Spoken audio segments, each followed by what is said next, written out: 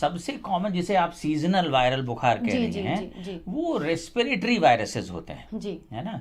अब कुछ वायरसेस ऐसे हैं जो पूरे शरीर को हमला करते हैं। आपने देखा स्मॉल पॉक्स होता था, चिकन पॉक्स होता है, मीजल्स होता है ना, इन्फ्लुएंजा होता है, तो वो पूरे शरीर में दाने निकल आते हैं उसके, रूबेला होता है ना।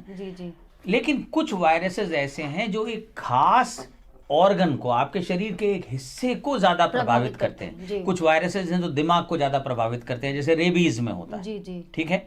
कुछ आपके एंटेरोवायरसेस हैं, वो भी दिमाग को बहुत प्रभावित करते हैं। हर्पीज सिंप्लेक्स वायरस है, वो दिमाग को प्रभावित करता है। चिकन पॉक्स करता है, तो कुछ दिमाग को करते हैं। इसी ढंग से कुछ हमारे श्वसन तंत्र को ज्यादा प्रभावित करते हैं, सांस की नलियों को। श्वसन तंत्र का मतलब है कि उनमें जुकाम, खांसी, पसली चलना, निमोनिया, दमा उभर आना, है ना, सांस की नलियों में सूजन या प्रदाह, ये सब ज्यादा होता है। जैसे राइनो वायरस हैं, रेस्पिरेटरी सिंसिशियल वायरस हैं। कुछ ऐसे होते हैं जो जिगर को ज्यादा अटैक करते हैं, कुछ हमारी लिम्फ ग्लैंड्स को, ग्रंथियों को ज्यादा प्रभावित करते हैं। कुछ ऐसे होते हैं जो हमारी आंतों को ज्यादा हमला करते हैं। कुछ ऐसे हैं जो कैंसर निर्मित करने के लिए रिस्पॉन्सिबल हैं। कुछ ऐसे हैं जो हमारे इम्यूनोलॉजिकल सिस्टम पे हमला करते हैं। तो वायरस अलग अलग प्रकार के हैं, लेकिन जिस वायरल बुखार की चर्चा आम फहम है, जिसको सामान्य लोग वायरल समझते हैं, वो बेसिकली रेस्पिरेटरी वायरस होता है। तो ये जो वायरसेस हैं, ये छींकने से, खांसने से, जो बोलने से, जो हमारे मुंह के साथ में, सांस के साथ में जो ड्रॉपलेट्स निकलती हैं, आप कभी शीशे पे ऐसे फूंक के देखिए तो आपको लगेगा कि हाँ, इससे वाष्प निकलती है।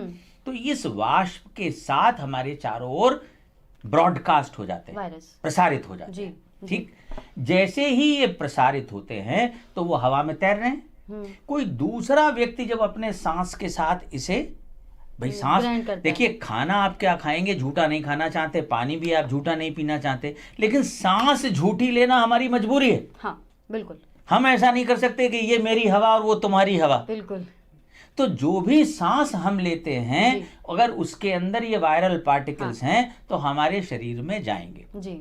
जब शरीर में पहुंचेंगे, शरीर का जो डिफेंस मैकेनिज्म उनसे झगड़ा करेगा। या तो वो प्रवेश कर पाएंगे या नहीं कर पाएंगे। अगर कर जाएंगे तो आप बीमार हो जाएंगे। यानी शरीर के ऊपर अगर वो हावी हो गए तो। दूसरा, तो एक तरीका हुआ ये छींकने से, खांसने से प्रसारित हो रहा है, हवा के जरिए से। दूसरा, आपने छींका हाथ में, अब मैंने आपसे हाथ मिलाया, मेरे हाथ से ये कीटाणु आपके हाथ में पहुंच गए, आपको नाक में खुजली हुई, आपने यूं खुजाया, वो नाक में चले गए। बिल्कुल। तो दूसरा तरीका ये है कि चीजों से, ऑब्जेक्ट से मैंने छींका तो आपके इस माउस के ऊपर मेरे पार्टिकल आ गए, आपने माउस पकड़ा, आपके हाथ में चले गए। अब मेरे हाथ में पार्टिकल है, मैं दरवाजा खोल के गया कहीं तो उसके हैंडल पे लग गए, मैंने टेलीफोन उठाया तो मेरे टेलीफोन के रिसीवर पे लग गए। तो ये जो तरीका है प्रसारित होने का, इसको हम बाइफोमाइट कहते हैं। तो या तो ये यूं प्रसारित होता है, इसीलिए कहा जाता है कि हम लोग टिश्यू पेपर इस्तेमाल करें, ठीक है, हाथ बार बार धोएं अगर वायरल इन्फेक्शन हो जाए, छींकते खांसते समय मुंह पे हाथ रख लें। हाथ रखने से ज्यादा उपयुक्त आजकल कहा जाता है कि आप अपनी कोहनी में खांसें, जिससे हाथ से भी प्रसारित होगा। तो अगर आप अपनी कोहनी में खांसते हैं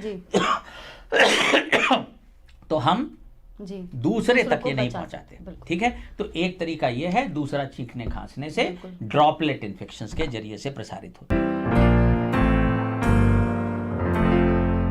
देखिए, वायरल के सिम्टम्स का भी हिस्सा हो सकता है, लेकिन ये कि ये आवश्यक नहीं कि ये हो। ये इतना वेग बातचीत है कि ये किसी भी बीमारी के प्रारंभ में हो सकता है। आपका शरीर संघर्ष कर रहा है और इस संघर्ष की प्रक्रिया में वायरल बुखार का एक हिस्सा होता है जिसे हम प्रोड्रोमल सिम्टम्स कहते हैं, यानी वायरस के शरीर में आने के ठीक पहले घटित होने वाली चीजें। या कई बार सब क्लिनिकल इन्फेक्शन होता है कि संक्रमण तो है लेकिन उसके पूरे लक्षण सामने व्यक्त नहीं हो रहे क्योंकि आपका शरीर अभी भी बीमारी पे हावी है। तो वो चीज है, लो इंटेंसिटी फाइट चल रही है, तो वो इसका हिस्सा हो सकता है। क्योंकि मामला सिर्फ 6-7 दिन से है, इसलिए मुझे लग नहीं रहा कि कोई बहुत परेशानी की बात है। लेकिन अगर यही चीज किसी को बहुत लंबे अरसे से चल रही हो, महीना, 2 महीना, 3 महीना, साल भर से, तो फिर मुझे ये कहना होगा कि जिस काम के लिए नींद बनी है यानी आपने जो अव्यवस्था दिन भर काम करके अपने अंदर निर्मित की है अपने रासायनिक या उपापचय में, मेटाबॉलिज्म में, उसको दोबारा व्यवस्थित करने का काम नींद करती है। तो नींद अपना काम ठीक से नहीं कर पा रही है। हमें देखना होगा कि नींद के साथ में ये खलल क्यों आ रहा है।